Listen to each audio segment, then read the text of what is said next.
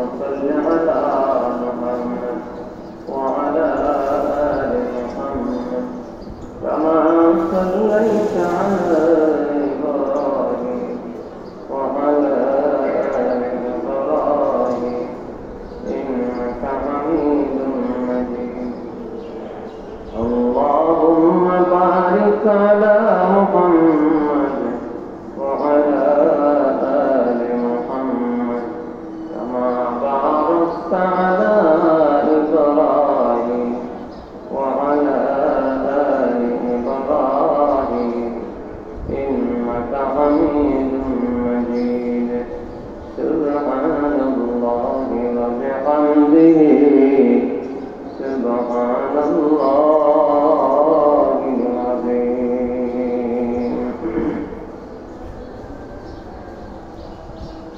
الله رب العالمين وشكمك البني الله رب العالمين আমাদেরকে عيد الأضحى الدين عيد الأضحى দুরাকাত ওয়াজিব নামাজ আদায় করার লক্ষ্যে আমাদের সকলকে আল্লাহ তাআলা সমবেত হওয়ার তৌফিক দান করেছেন। জোরে জোরে বলি আলহামদুলিল্লাহ।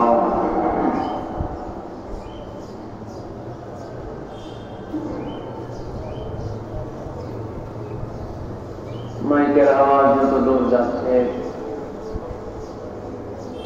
আমি সকল মুসল্লি ভাইদেরকে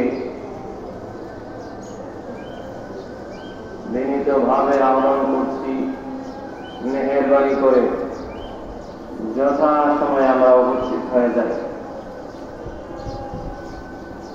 সময় একদম ঘনিয়ে গেছে, অল্প সময় কথা হবে এবং ইনশাআল্লাহ যথা সময় ঈদুল আযহা এর জামাত দাঁড়িয়ে যাবে। আল্লাহ রাব্বুল আলামিনের দরবারে সান্নিধ্যপ্রাপ্ত পুরস্কারপ্রাপ্ত পুরুষ যারা, তাদেরকে কঠিন পরীক্ষার সম্মুখীন হতে হয়। রাসূল নিজেই বলেছেন, আশাদ্দুন নাসি বালাআন আল আনবিয়া সুম্মাল আমসাল ফাল আমসাল। এই পৃথিবীর বুকে সবচেয়ে বেশি পরীক্ষার সম্মুখীন হয়েছেন আম্বিয়া নবীগণ।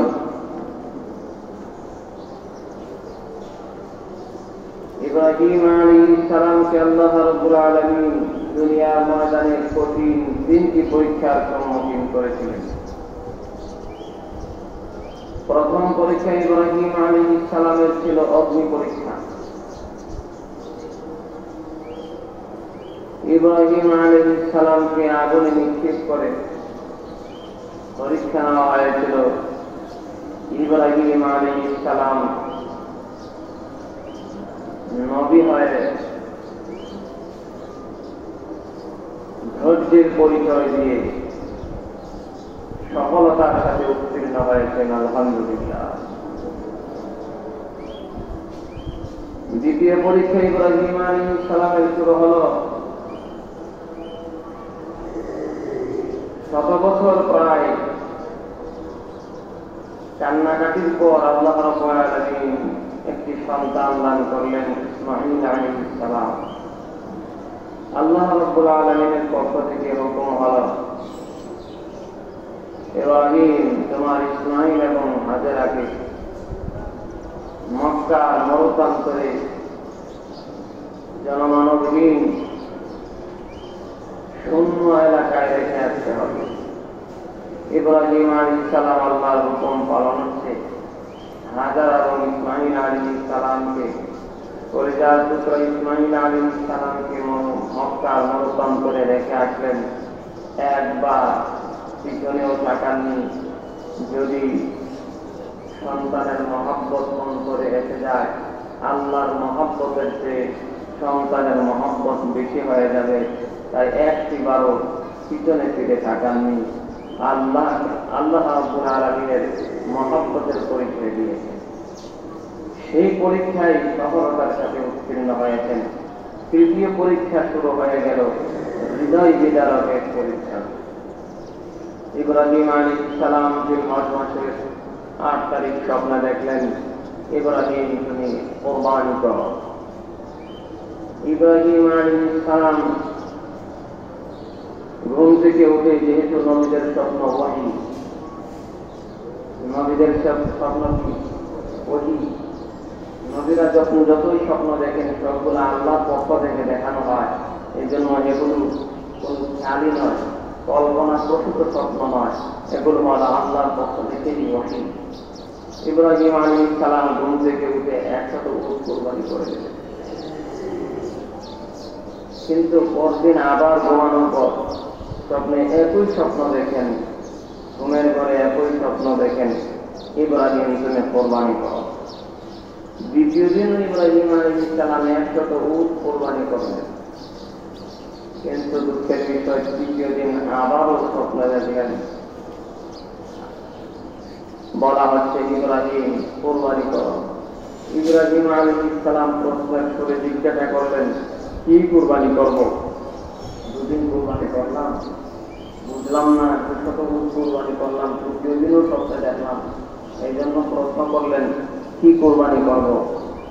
সরাসরি এবার বলা হলো, ইব্রাহিম তোমার সবচেয়ে প্রিয় বস্তু কুরবানি করো।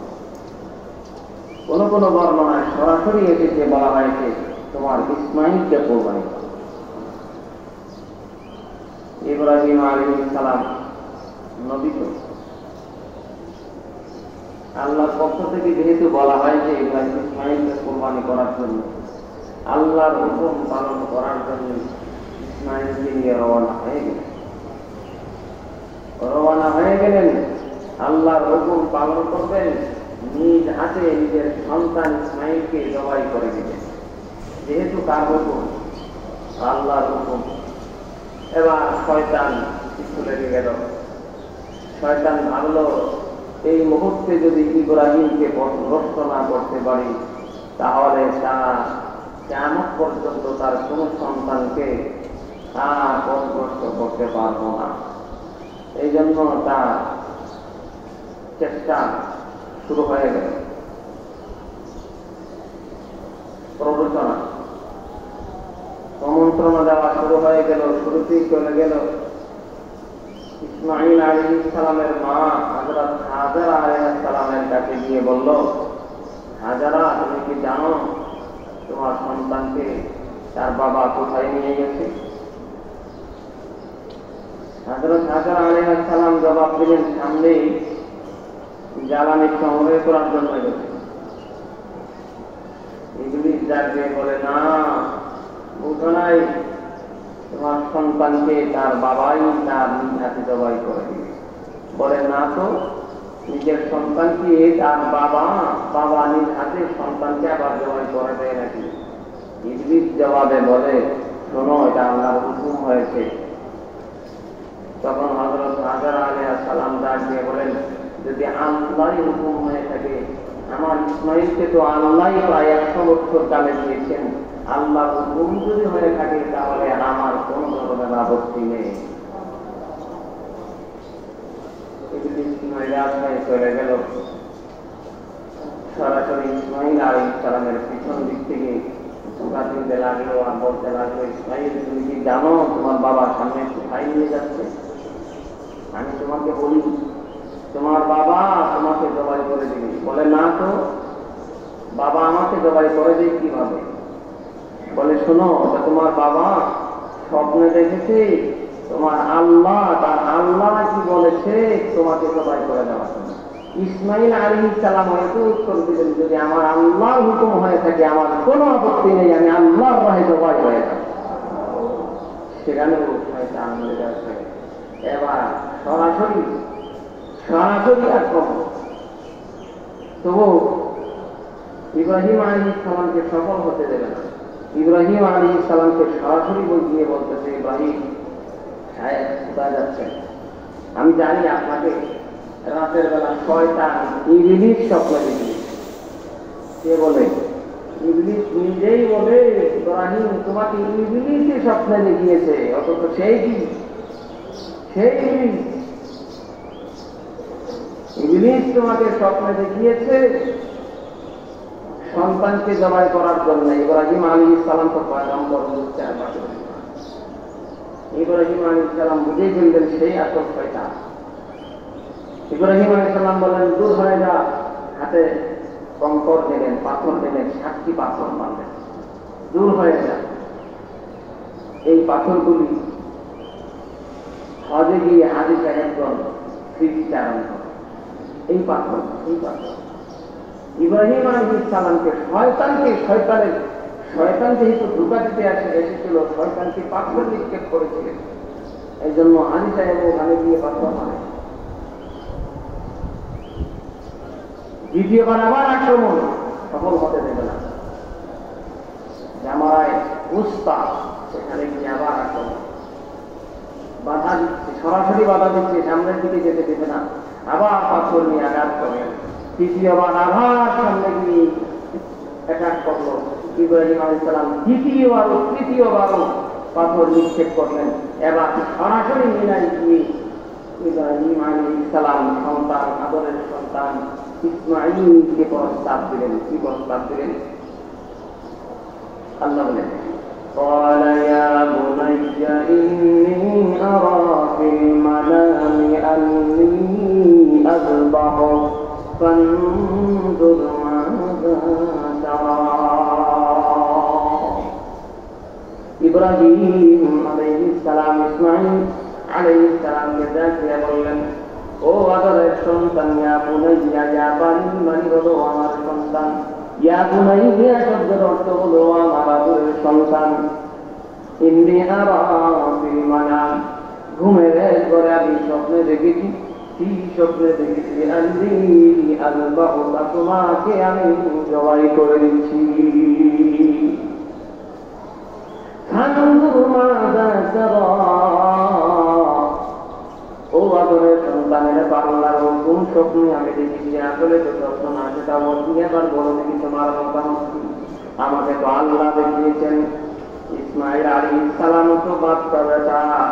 ইসমাঈল আলাইহিস সালাম সাথে সাথে জবান করে উত্তর দিলেন, কাদা ইয়া আবাতি ফাল মা তু'মার সাতাজিদুনি ইনশাআল্লাহু মিনাস সাবিরিন। ও আমার আব্বা জান, ইব্রাহিম আলাইহিস সালামকে বলেছিলেন ও আমার আদরের সন্তান, আর ইসমাঈল আলাইহিস সালাম জবাবে বললেন যা আদি, ও আমার বাবা বললেন না, বললেন ও আমার আব্বা।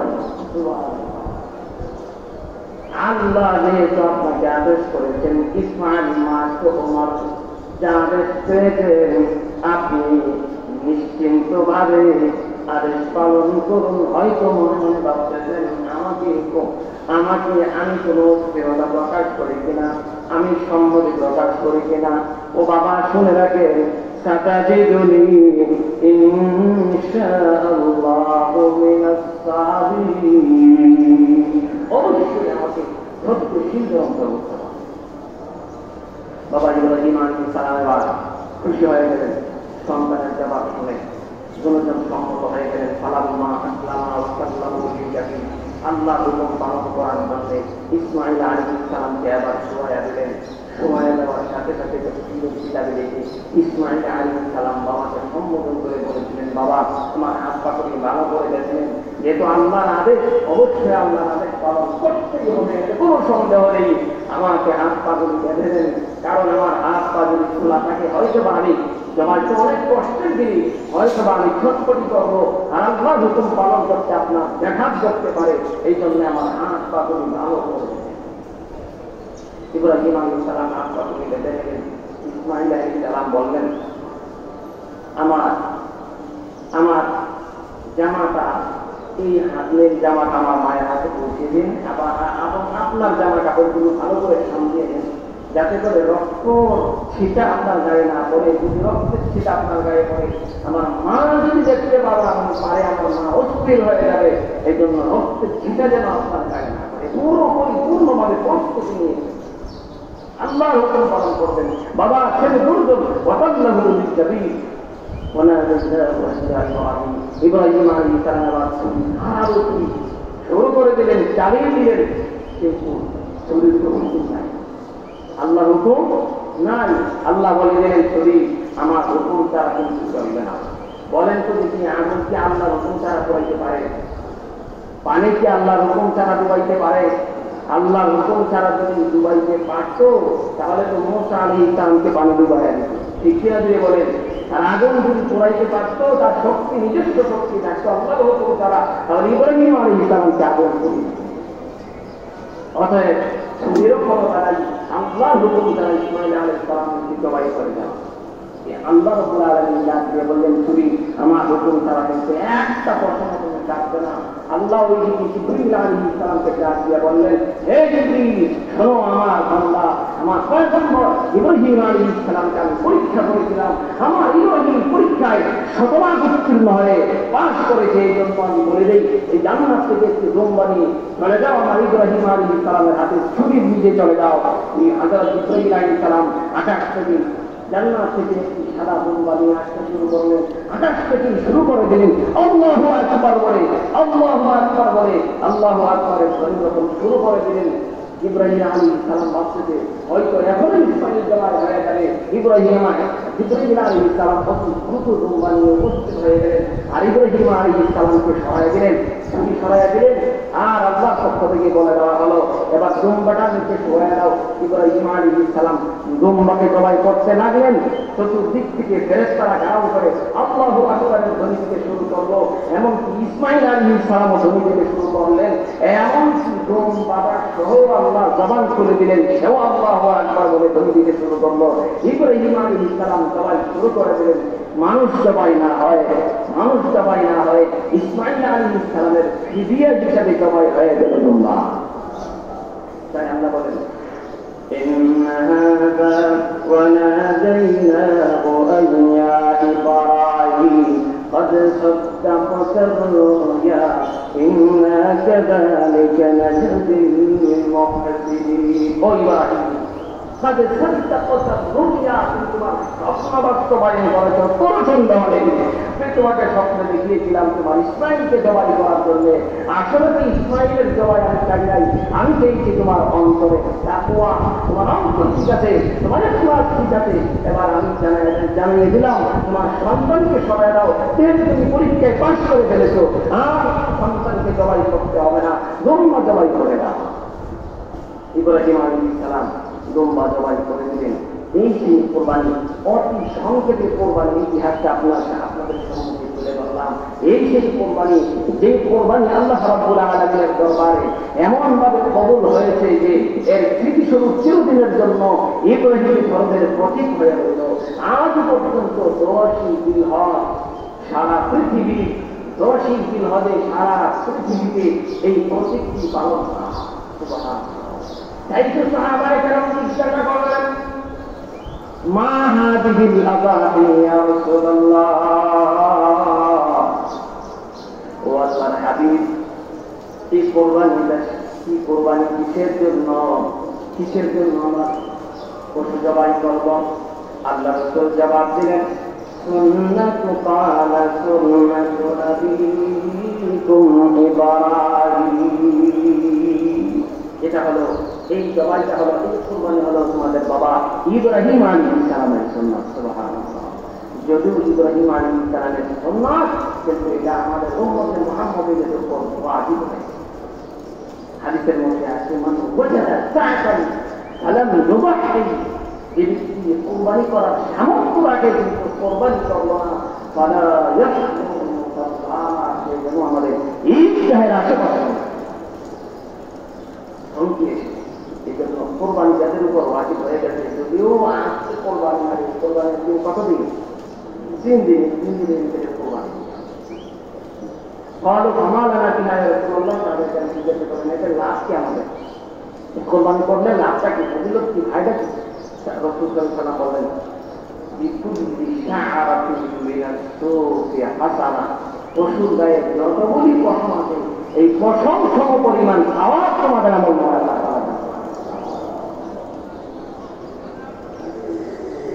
এই জন্য আজকের দিনে সবচেয়ে বড় আমল হল, সবচেয়ে বড় আমল হল ইহরাক ইসলাম। প্রবাহিত করাই হলো আজকের দিনের আমল। وإن الدم لا يقع من الله بمكان قبل أن يقع بالأرض فصيبوا بها نفسا। আমাদের মধ্যে রাসূল বলেন এই কোরবানির পশুটাকে তার শিং, তার পশম, এই সবগুলি, তার পা, তার ফুল, সবগুলি কিয়ামতের ময়দানে মিজানের পাল্লায় করা হবে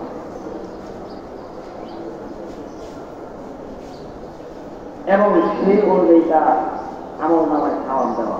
তবে একটা জিনিস এখানে আমাদেরকে জেনে রাখতে হবে, আমরা একটু জবাই করবো, এই জবাই পশু হালাল টাকা দিয়ে কিনতে হবে, ঠিক না? হালাল ছাড়া আল্লাহ তাআলা কবুল করেন না। ইন্নাল্লাহা তাইয়্যিবুন ইউহিব্বুত তাইয়্যিব, ইন্নাল্লাহা তাইয়্যিবুন লা ইয়াকবালু ইল্লা তাইয়্যিবা। আল্লাহ তাআলা পবিত্র পবিত্র বস্তু ছাড়া আল্লাহ তাআলা কবুল করেন না। হালাল টাকা কেনা পশু হতে হবে। এই কোরবানির পশু কয়েকটি মাসালা বলে দিই। গত জুমায় আমরা কিছু মাসালা আলোচনা করেছি। কোরবানির পশু জবাই করার পদ্ধতি। কোরবানির পশু জবাই করার সময় হল কোরবানি ঈদের দিনে ঈদুল আযহা এর নামাজের পর থেকে, ঈদুল আযহা এর নামাজের পর থেকে 10 জিলহজ, 10, 11, 12 তারিখ সন্ধ্যার আগ পর্যন্ত, 10, 11, 12 তারিখ সন্ধ্যার আগ পর্যন্ত জবাই করা যায়। এর ভিতরে যদি কেউ জবাই না করে, কোরবানি না করে, কোনো কারণবশত, কোনো কারণ, ইচ্ছা হোক আর ইচ্ছা হোক, কোনোভাবেই যদি সে জবাই না করে, তবু এমন নয় যে তার জিম্মাতে কি কোরবানি আদায় হয়ে যাবে, এমনটা নয়। তখন কি করতে হবে? যদি কেউ কোরবানি দিনের ভিতরে আদায় না করে, পরবর্তীতে কেউ কোরবানি দিতে চায়, কোরবানি দেওয়ার সুযোগ নাই, ওই পশুটাকে আল্লাহর নামে সৎকার করে দিতে হবে। এটা চার রাখা যায়, নিজে ভক্ষণও করা যাবে। পশু জবাই পদ্ধতি, পশু নিজের পশু নিজেই জবাই করতে করা যায়। যদি কেউ পারে, নিজেই জবাই করতে জানে, জবাই করার পদ্ধতি জানে। পশুর 4টি রোগ থাকে, 4টি রোগের মধ্যে কমপক্ষে 3টি রোগ কাটতে হবে। কমপক্ষে 3টি রোগ যদি না কাটা হয় তাহলে পশু হালাল হবে না। এজন্য যদি কেউ নিজের পশু নিজে জবাই করতে জানে, নিজেই করা উচিত। পশু জবাই করার সময় যদি কেউ শরীক হয়, অনেক সময় আমরা জবাই করি, সাথে অনেক শরীক করতে চাই, এগুলো আমার তো শরীক করে। যারা জবাইয়ের সাথে শরীক হবে, 4 জন, 5 জন, 3 জন, 7 জন, যতজনই শরীক হয়, এবং গরুর মধ্যে যারা ধরে সবাই বিসমিল্লাহ আল্লাহু আকবার করতে হবে। জবাইয়ের মধ্যে যারাই শরীক হবে, যদি বিসমিল্লাহ আল্লাহু আকবার কেউ না বলে, শেষটাই যদি না বলে, তাহলে এই গরু ভক্ষণ করা যাবে না, গরু মাংস ভক্ষণ করা যাবে না। জবাই করার সময় আমরা কিছু জিনিস খেয়াল করি না। কোরবানির সময় আমরা জবাই করতেছি, আপনারও দেয়া খেয়াল থাকে, কোরবানির পশু নিয়ে টেনশন থাকে। আমরা জবাই করার সময় কষাই এসে সামান্য জবাই করতেই কষাই এসে বলে সরে নেবার আমাদের, এবার সে চুরি নিয়ে আচ্ছা মতো এই পূজাতে এইভাবে তুলে নেয়। যেহেতু আল্লাহ মেহমান, এই পশুটাকে কষ্ট দেওয়া যায় কি? তাকে যখন স্বাভাবিকভাবে জবাই না করে, তাকে যখন তার গলার মধ্যে, তার গলার ভিতরে যখন এইভাবে আঘাত করা বস্তু দিয়ে তার স্বাভাবিক মৃত্যু হয় না, তখন স্ট্রোক করে সে মারা যায়। যদি স্ট্রোক করে মারা যায়, অস্বাভাবিক মৃত্যু তার হয়, তাহলে তিনি পশুর মাংসই খাওয়া যাবে। আর তার তো কষ্ট হচ্ছেই, কোনো পশুকে কষ্টই দেওয়া যাবে না। এই জন্য এগুলো আমাদের খেয়াল রাখা উচিত। আমরা অনেক সময় কিছু বলতে পারি না, কষ্টের দুর্ভোগী করে, কিন্তু মালিকের খবর নেই। এগুলো খেয়াল রাখতে হয় এবং পশু নিস্তেজ হওয়ার আগ পর্যন্ত অপেক্ষা করা। ওরা কিন্তু অপেক্ষা করতে পারছে না, পায়ের রোগী কেটে দিলে চামড়াও চিনতে শুরু করছে। একটা পশু কেমন কি পরিমাণ কষ্ট হয়, যারা এই কাজগুলো করে তাদের কি এতটুকু এক্সট্রাস অনুমতি নাই যে একটা জ্যান্ত মানুষকে এইভাবে কাটলে কেমন কষ্ট হতে হয়। এই পশুটা তো আল্লাহর হুকুম পালন করে আসছে, তার জবান বন্ধ করে দিয়েছে, তাকে এইভাবে কষ্ট দেওয়া তো ঠিক নয়। এমনি তো তার কষ্ট, এগুলো খেয়াল রাখবে। এবং এই পর্যন্ত যারা আমরা পশু ক্রয় করেছি, যারা যার ঘরে বাসা বাড়িতে পশু রেখেছি, অনেক সময় দেখা যায় গাভী হলে গাভীর দুধ গ্রহণ করেছে অথবা তার থেকে কেউ পছন্দ ফিরেছে, এই সমস্ত জিনিস যারা করেছে ভুলক্রমে হোক, ইচ্ছায় হোক, অনিচ্ছায় হোক, কোরবানির পশু থেকে কোনো ধরনের উপকার নেওয়া যায় নেই। যদি কোনো না কোনোভাবে কেউ ধরেন কথায় আমরা আপনারা তো এখানে গ্রামাঞ্চল না, এখানে কেউ হাল চাষে করে না, অনেক জায়গায় এই কোরবানির পশু দিয়ে হাল চাষে করে। কোরবানির পশু দিয়ে কোন ধরনের উপকার নেওয়া যাবে না। যদি কোরবানির পশু দিয়ে কোনো ধরনের উপকার নেওয়া হয় তাহলে সমপরিমাণ মাল সস্তা করে দিতে হবে। এবার কি কোরবানির পশুর গুরুত্ব বন্ধ, কোরবানির পশুর গুরুত্ব বন্ধ আমরা জানি সুন্নত পদ্ধতি হল 3 ভাগ। এটি মিসকিনদের জন্য 1 ভাগ, আত্মীয় স্বজনদের জন্য 1 ভাগ, নিজের জন্য 1 ভাগ। এবং চাইলেই যদি ইচ্ছা করে যে আমি কর্মটাই রেখে দিব, সেটা আরাম নয়, তবে সুন্নত পরিপূর্ণ। আমাদের সুন্নতটা যেন সম্পূর্ণ সুন্নতটাই যেন বুঝে না হয়ে যায়, যেন আমরা খেয়াল রাখবো। গোশত বন্টনের ক্ষেত্রে যদি শরীকানা কোরবানি হয়, সেক্ষেত্রে গোশত বন্টনের ক্ষেত্রে 2 জন পরে পরে বন্টন করতে হবে। এটা আমরা অনেকেরই কথা না। শরীরদেরকে বলে আমার কোনো আপত্তি নাই, না এটা মন ভরা করতে পাল্লা দিয়ে ওজন করে করে তারপর বন্টন করতে হবে, আর না হয় গুণাগার হয়। এটাও আমরা খেয়াল রাখবো। জবাই করার সময় জবাইকারী, কসাই এবং সহযোগিতাকারী বিনিময় স্বরূপ জবাইকারী, কোরবানির পশুকে সহযোগিতাকারী, কসাই, এদেরকে কোরবানির পশু থেকে কোনো বিনিময় হিসাবে দেওয়া যাবে না। কোরবানির চামড়া, কোরবানির গোশত ইত্যাদি কোনো কিছুই বিনিময় হিসাবে দেওয়া যাবে না। জবাইয়ের পারিশ্রমিক আলাদাভাবে দিতে হবে, কসাইয়ের পারিশ্রমিক আলাদাভাবে দিতে হবে। কোরবানির পশুতে যারা সহযোগিতা করেছে তাদের পারিশ্রমিক আলাদাভাবে দিতে হবে। একটা কোরবানিকে কেন সামান্য অর্থের জন্য নষ্ট হবে? হ্যাঁ, আলাদা পারিশ্রমিক দেওয়ার পর সেটা কোনো শর্ত যদি না থাকে, তার পরবর্তীতে তাকে আপনি হাজির হয়ে গেছেন, এতে কোনো আপত্তি নাই। এরপরে আসলে চামড়া ব্যাপারে কি রকম? চামড়া যদি কেউ দাবাদত করে, যদি কেউ চামড়া দাবাদত করে, দাবাদত মানে যেভাবে যে পদ্ধতিতে চামড়া পবিত্র হয়ে যায়, এই লবণ দিয়ে ইত্যাদি যেভাবেই হোক চামড়াকে পবিত্র করা হয়। চামড়াকে শুকিয়ে যদি নিজে কেউ ব্যবহার করতে চায় 100%, নিজে ব্যবহার করার জন্য নিজের জন্য করে, তাহলে কোনো অসুবিধা নেই। কিন্তু যদি চামড়া বিক্রি করতে যায়, আর বিক্রি তো করতেই হবে, বিক্রি করলে বিক্রিত টাকাগুলি নিজের কাছেও রাখা যাবে না, কোনো মসজিদে দেওয়া যাবে না, এতিম খানায় যাবে, যে মাদ্রাসাগুলিতে এতিম ফান্ড আছে ওখানে দেওয়া যায়। তবে আমি মনে করি যে এতিম ফান্ড, যে সমস্ত মাদ্রাসাগুলিতে এতিম ফান্ড আছে ওখানে চামড়াটা দিয়ে দেওয়া যায়। সেক্ষেত্রে আপনি এটা গরিবদের হাতেও পৌঁছে দিলেন, আবার আরেকটা কাজও করলেন, সেখানে তাকে এর নিজে শিক্ষা করার ক্ষেত্রে আপনাকে সহযোগিতা করবেন। এই জন্য আমাদের এই পোশাকটার বা এই অত্র এলাকার মধ্যে, বিশেষ করে আমাদের বাংলাদেশের ভিতরে কয়েকটি মাদ্রাসার মধ্যে একটি মাদ্রাসার নাম হল আশরাফ। অনেকেই আপনার আশরাফে মাদ্রাসায় চামড়া দান করে থাকেন। এছাড়াও আমাদের আশেপাশে আমাদের হাসপাতাল আছে, তারপরে অন্য মাদ্রাসা ওরা যদি চামড়া কালেকশন করে না, তবে চামড়ার টাকা ওনারা নেয় এবং প্রাপ্য হত্যা, তাদেরকে আমরা চামড়ার টাকা দিয়ে দিতে। যদি কেউ কোরবানির গোশত বিক্রি করে, হারাম, কোরবানির গোশত বিক্রি করা যাবে না। আমাদের সময় হয়ে গেছে, আর লম্বা করবো না। আপনারা মেহরবানি করে একটু অল্প সময়, কয়েক মিনিট সময় মেহরবানি করে বসুন। আমাদের কমিটির পক্ষ থেকে সম্মানিত সদস্য জনাব কামরুল হাসান ভাই আপনাদের অল্প কিছু কথা বলবেন, মনোযোগ